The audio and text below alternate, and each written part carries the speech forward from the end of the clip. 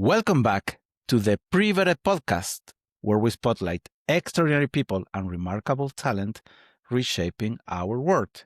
Today, we're joined by Erin Fletter. She's a serial entrepreneur, 5-time cookbook author, and a 30-year veteran on the food and hospitality industry. She's a founder and CEO of Sticky Fingers Cooking, a national children's cooking school and social enterprise that's taught more than 200,000 kids the joy of cooking through hands-on, plant-forward classes that weave together global flavors, food history, and creative learning. Erin, welcome to the show. Thank you, Federico. I'm so happy to be here. Yeah, it's a pleasure to have you here. We were having such a wonderful conversation before starting the recording. Yes, we're fast friends. We're good friends. I can't wait to meet you in person one day. Yes, I'm looking forward to that. So tell us a little bit about Sticky Fingers Cooking. You started that from home, right? I How did. did that start? Yeah, so I started Sticky Fingers Cooking at home from my kitchen table with an idea with my husband and my father. I was really inspired. We have my husband and I have 3 beautiful daughters, and here in the U.S. there's a wonderful movement for children staying after school and having enrichment classes. So whether it be art classes or science classes, or maybe they learn a new language or try a new sport. And my oldest daughter, she wanted to try Taekwondo, and it was amazing. She could be in her own school where she is her second home. She felt very comfortable, and she was in kindergarten. She became an orange belt, and I just had to pay a small fee, and I had an extra hour before I had to pick her up.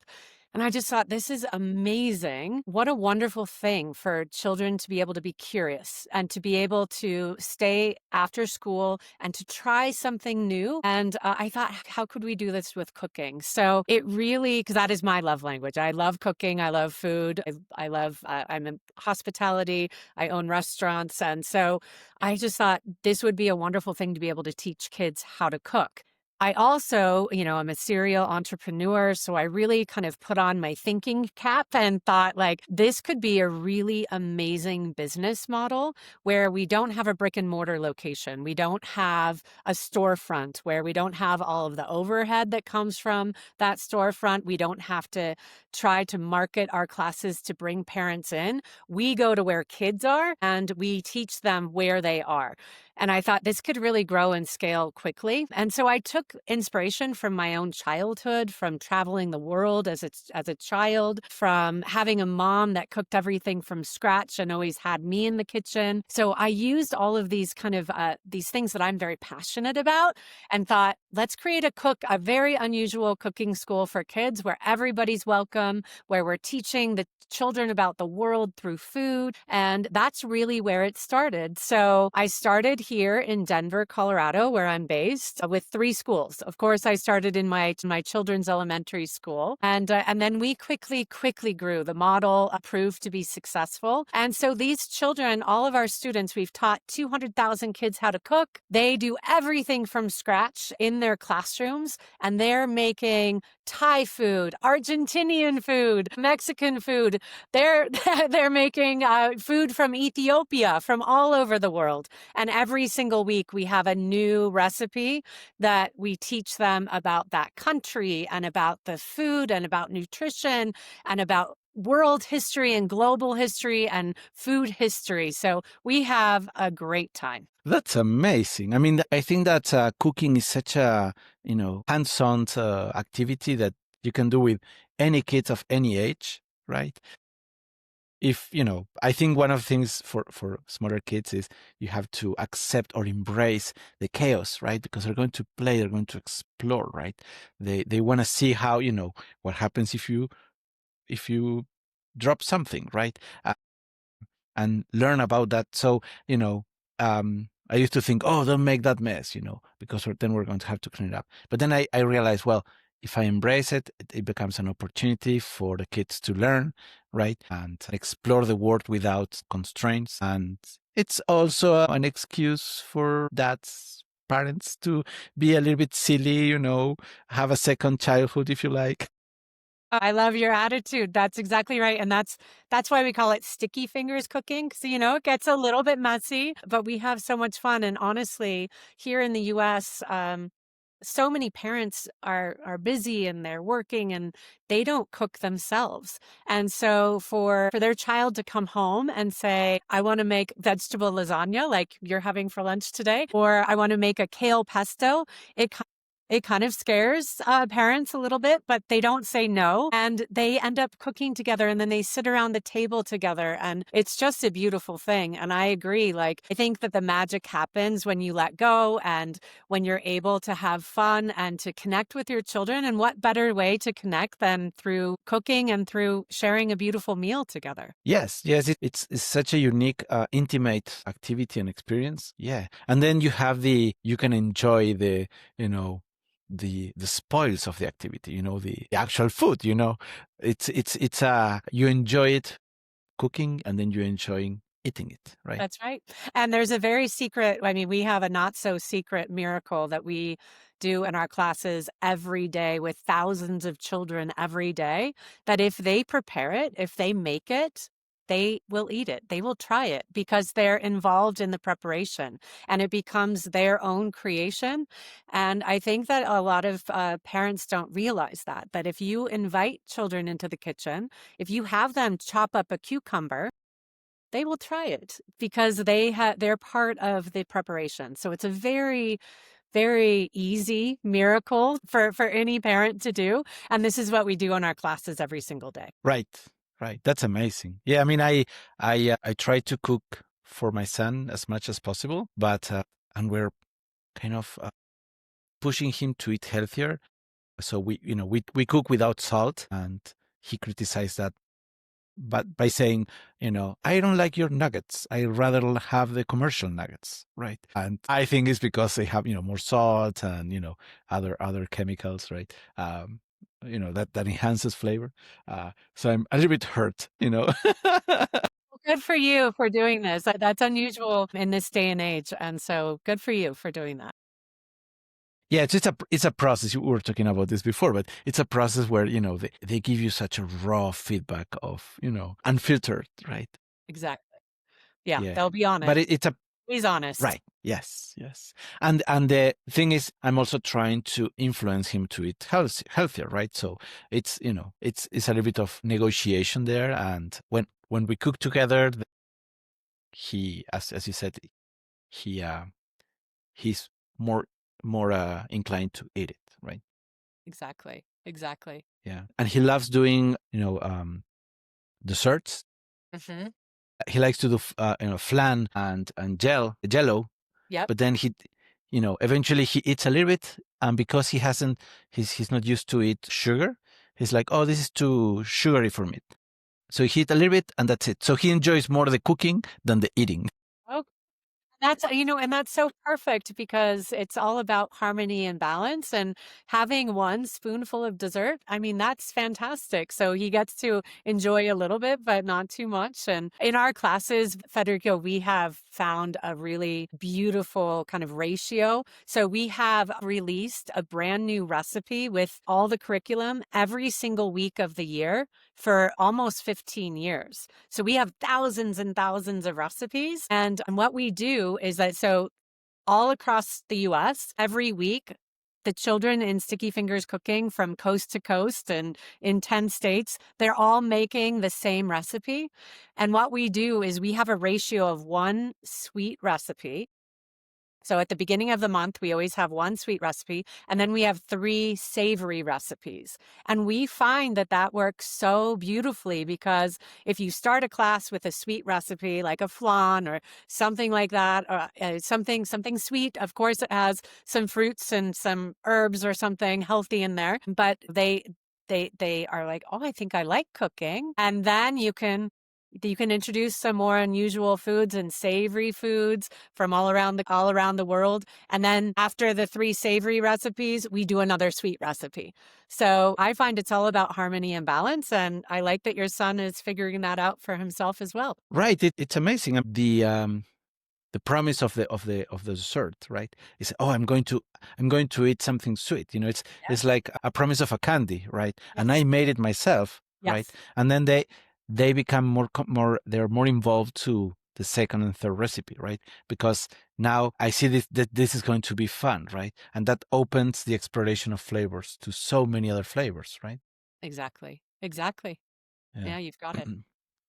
My mom had a dark secret for many years. She never told me, right? But so in Argentina, one of the traditional food is polenta, which is corn flour, right? That you cook slowly with milk, and then you make it's like puree, right? Yes.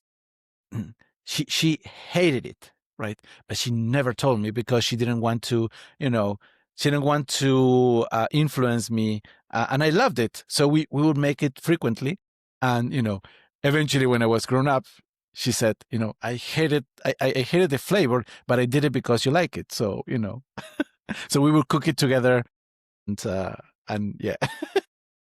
Yeah, and this is what I love so much about food when you talk about being born and raised in Argentina and then enjoying polenta. And that comes from all of the Italians that immigrated into Argentina. And so, I love the cross culture and the pollination of different foods in different countries and cultures. And so I love that. And good for your mom for doing that. My mother always she never told me, but she hated cucumbers. But she would buy them and she would slice them. And then it took me a while to realize, like, she couldn't even stand the smell of them. So, I think mothers are very good at that, of knowing that their children need to eat some things that are healthy, and even if they dislike them. So good job for your mom. Right, right. Yeah. Yeah, yeah. Good job for my mom. Yeah, we call it a dark secret Dark because it's kind of joking with her that it's like, how dare you keep that secret from me, so many years. Yeah, yeah, we laugh about it. Yeah. And going back to your classes, you also talk about history, right? hmm During the classes, can you tell us a little bit about how that started and why?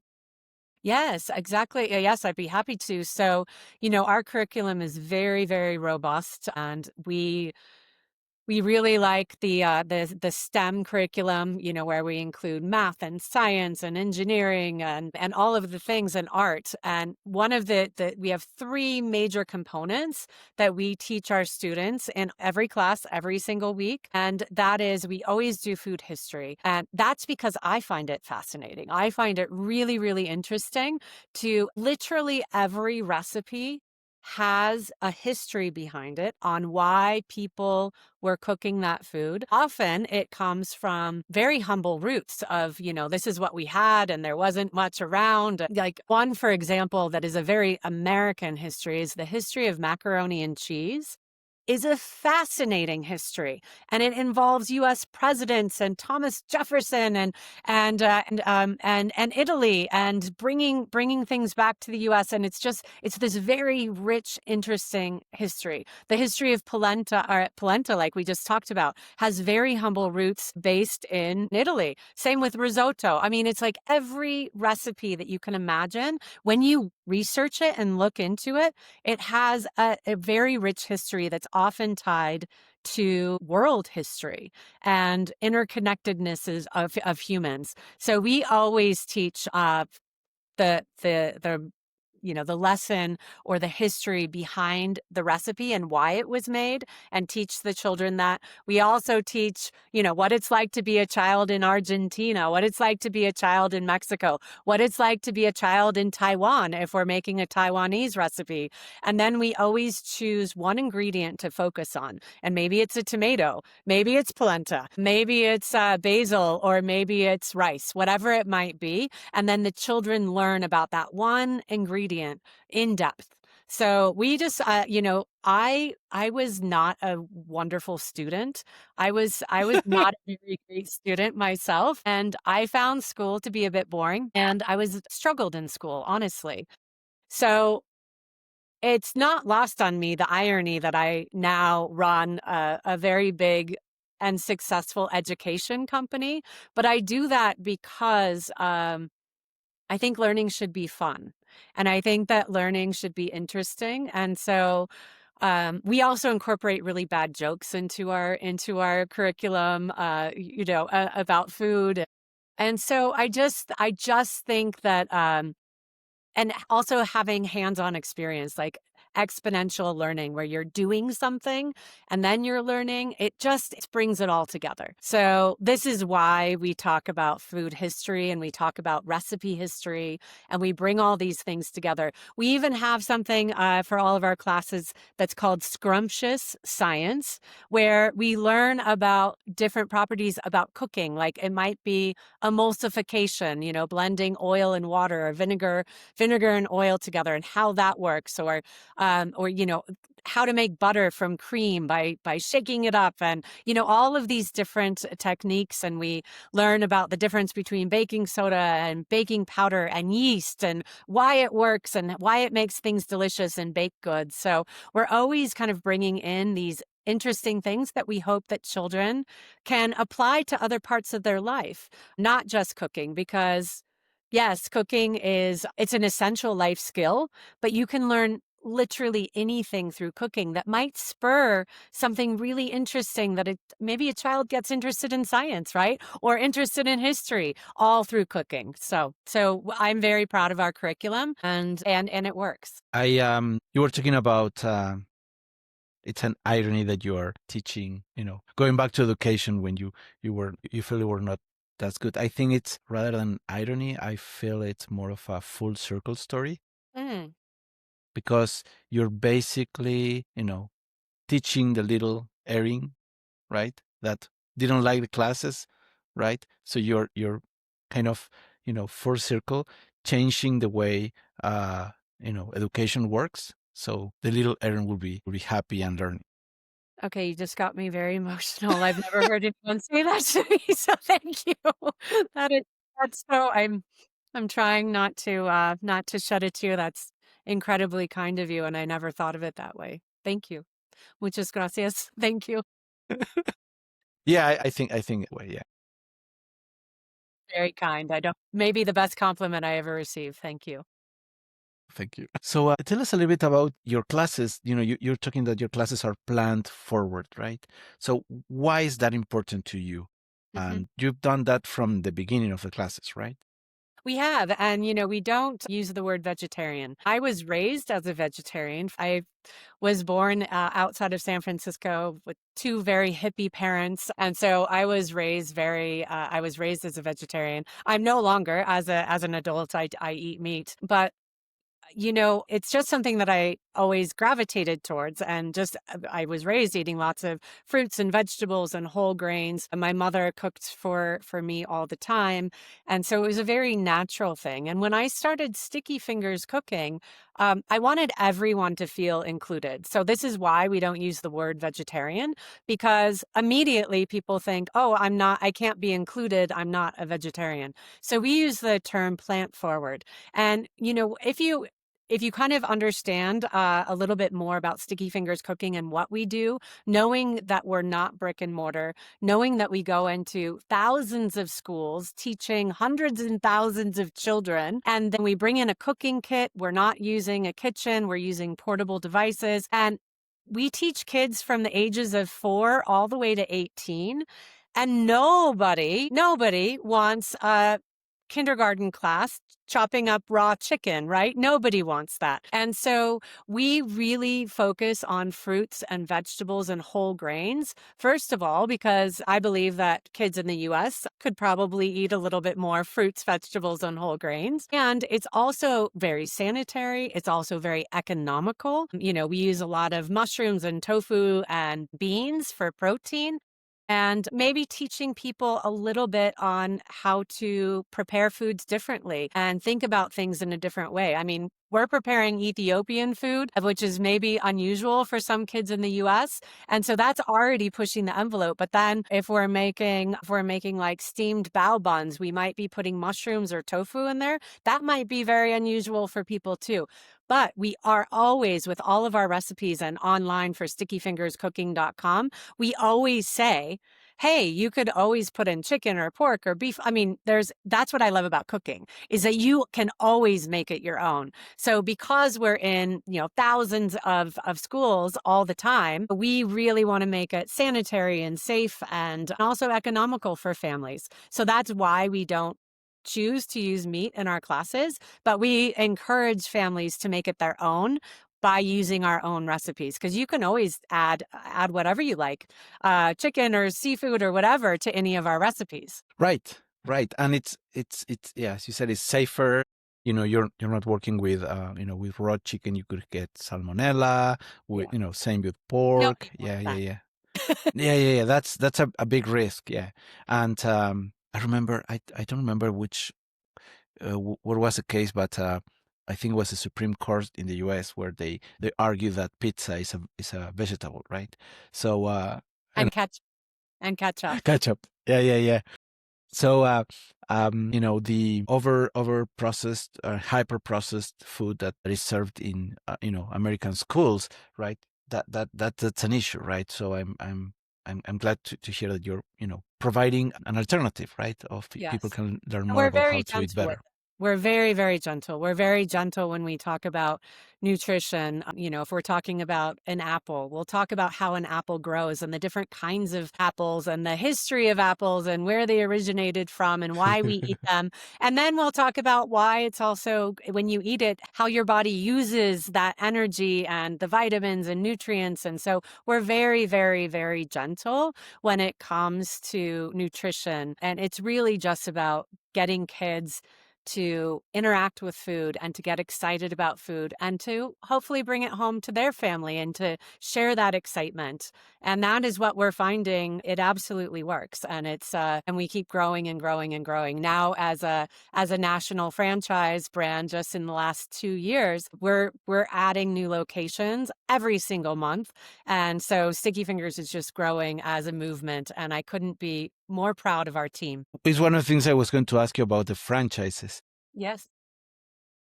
How did you start with the franchise model, and what is the value proposition for the franchise owners? Yeah, no, we did not start as a franchise whatsoever. We accidentally created a perfect franchise, but we didn't set out to do that. So when I started Sticky Fingers Cooking in 2011 at my kitchen table with going to 3 schools here in Denver, Colorado, we quickly grew and we quickly organically grew into 3 states as a privately held company. So for over a decade, we were running 5 territories in 3 states with hundreds of employees. And it wasn't until the pandemic happened that, really gave us a moment to, like, we could have kept growing. We could have kept growing organically as a privately held company. But I saw a need. I started looking into statistics of business ownership in the US for women and minorities. And I had never done that before. And I'm a female founder, business owner, and I had never looked at the statistics in the US, and I was shocked. I mean, it's like here in the US, women I'm sorry, 52%, a little less than 52% of the population. We own 41% of businesses. And honestly, I was like, well, that's not so bad. But then you drill further into these statistics, and less than 2% of female-owned businesses gross over $1 million a year.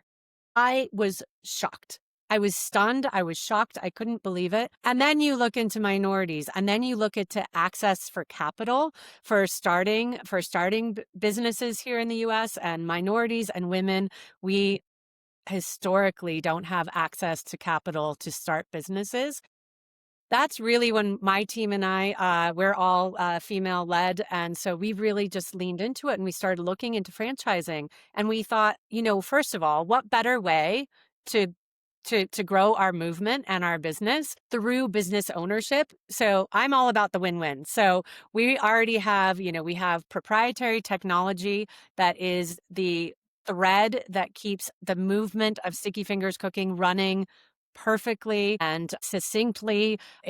We have this beautiful technology and then on top of it, we can create new business owners in every community in the US that are teaching kids how to cook in their own schools, in their own community, and then creating successful business owners. So we just thought we haven't looked back, and we worked with the top advisors here in the US. It took us about 2 years to really make sure that we were ready to go. And so we launched our franchise business in May of 2023. So just over 2 years ago, 2.5 years ago now.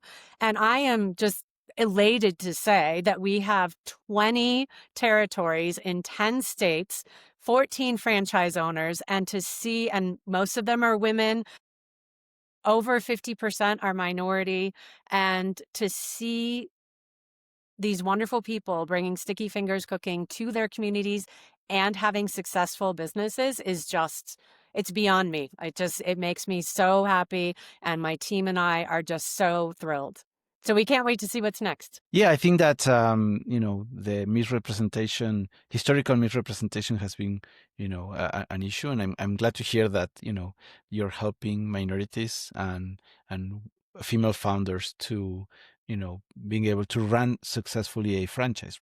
I think that the one of the values that the franchise provides is this support structure, which we haven't even talked about the platform. That allow you to de-risk the business and give them the guidance, the support, and also the encouragement, right? Because then you can help them increase the chances of success, right? Because you have a proven model that works and that they can go and execute, right? You nailed it. I mean, that's exactly right. It de-risks everything. I mean, a lot of business founders in the US understand this statistic that 80% of small businesses in the US fail after 5 years, where the franchise model, it actually reverses that number completely on its head, where 80% of franchise owners are succeeding after 5 years. And that's exactly, it de-risks business. It's because it's already a proven, and this is franchise agnostic, not just about Sticky Fingers Cooking.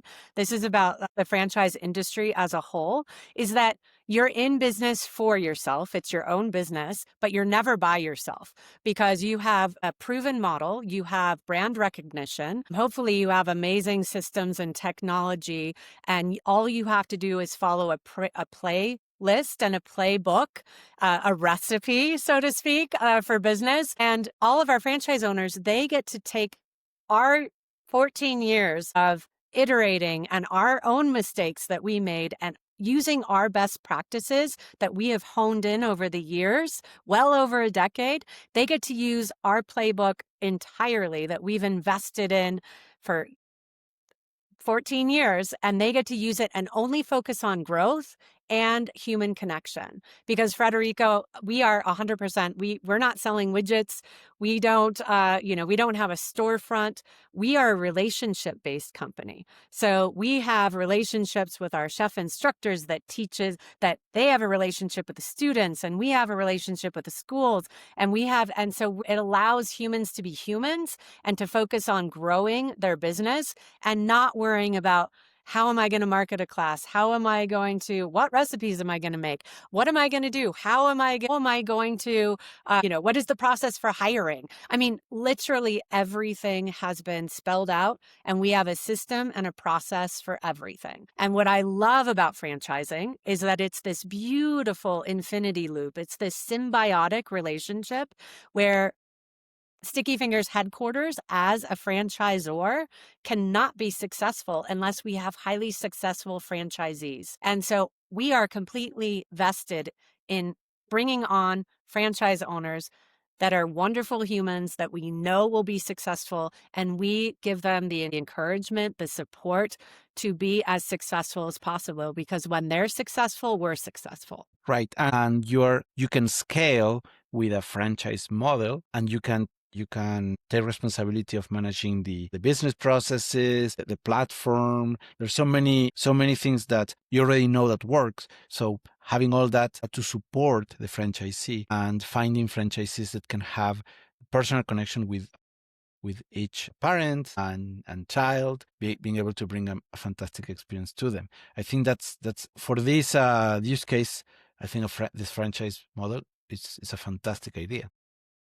We're seeing so much success with it, and honestly, we deal with at Sticky Fingers Cooking, we are dealing with two very important things, which are children first and food. And so we know that that owners, business owners, are going to care about that tremendously. And so what better way to have consistency and quality and hospitality than through the franchise business ownership model. Right, right. Yes, yes. And we haven't even talked about the platform, Let's which do it. currently is built on Ruby on Rails, but you also mentioned that you're building a new version of the platform. You're rebuilding the platform, right? We are, yes, yeah. So a little history of we call it Sticky Fingers Cooking Dash because at the beginning it was just a very basic, very humble dashboard, and then we made it into the Dash, and we have our icon is a little salt shaker, like a dash of salt, because everything we do is about cooking. But yeah, a little history of our Sticky Fingers Cooking Dash. So I started Sticky Fingers Cooking again with my husband and my father at our kitchen table in 2011. And this is just absolutely wild to me. It was only 14 years ago. And at the time, there was no white labeled software that we could utilize that would create a roster, take payments, and for parents to be able to type in just on a blank field, my child is allergic to eggs, or my child can walk home by themselves after school. Whatever it might be, all these very important things. In 2011, there wasn't anything out there.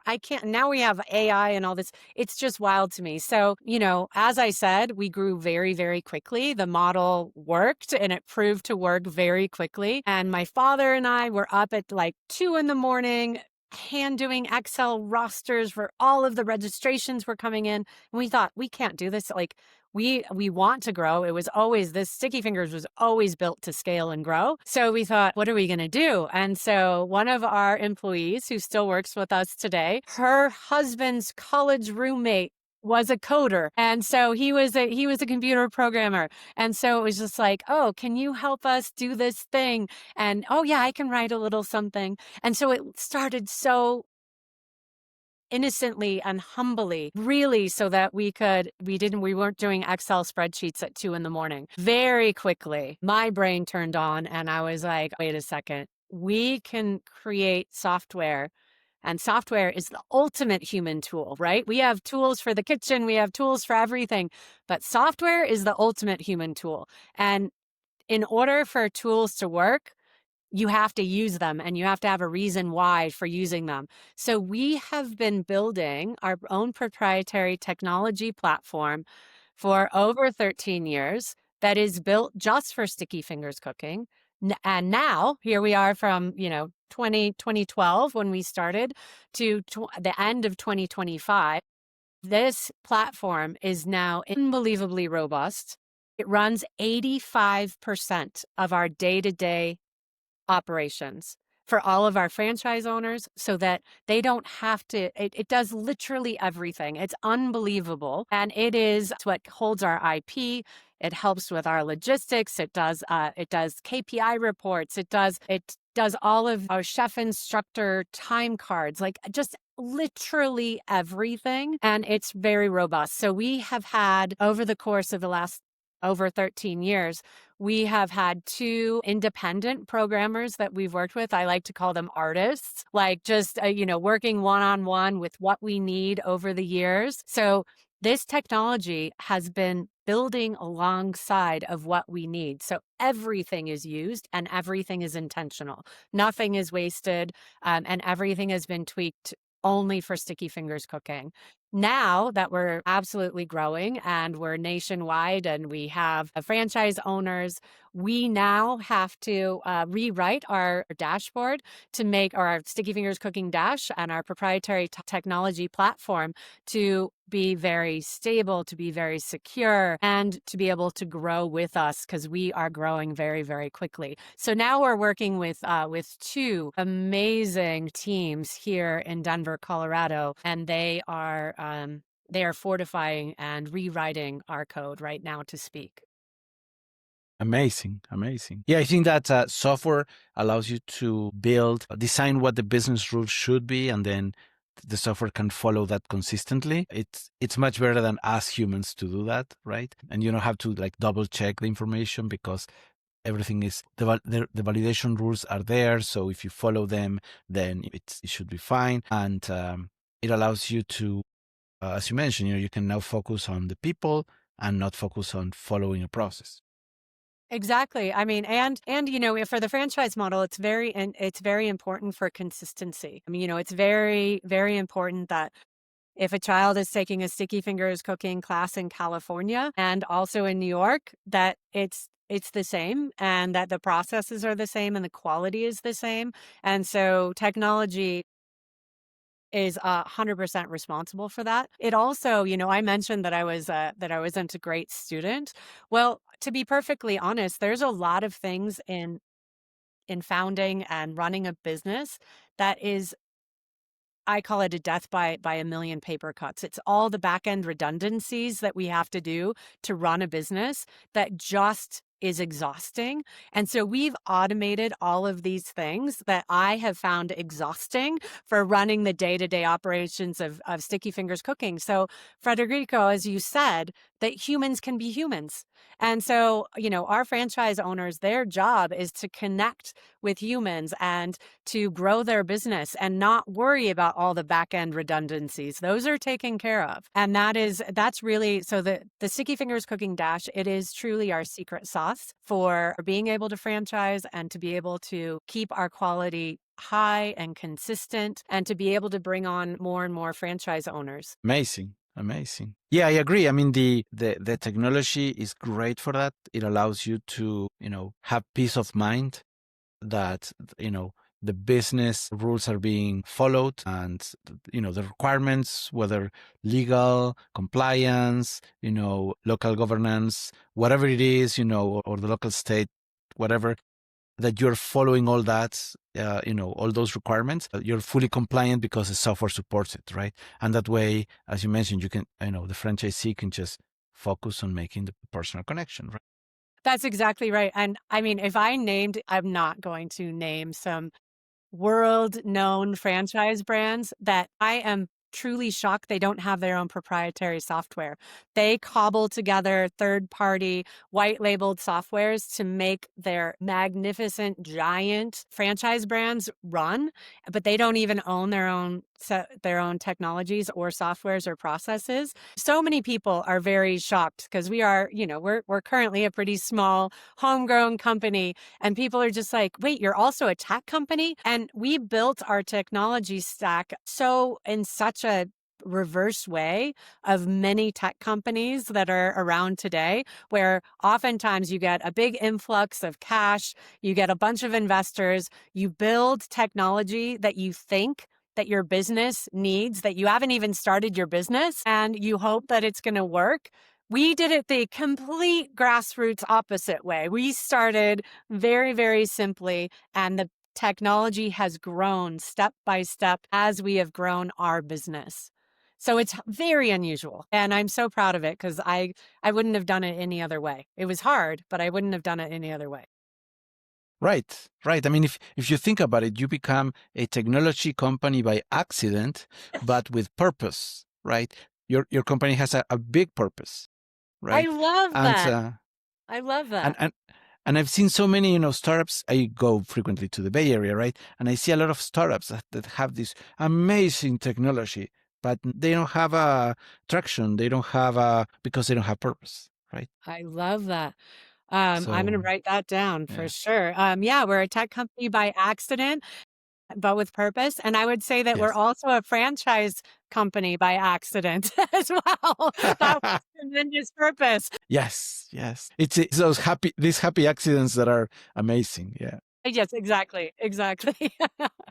Awesome. So we're running out of time, but I think what you're doing is amazing. I think we're going to leave at the notes. We're going to leave the links for people to sign up for the franchise, right? Great. Um, yeah, yeah, Wonderful. yeah. Yeah, So we're happy to so talk we, to anybody. if people wants to reach out for joining the franchise and this amazing experience, they should reach out.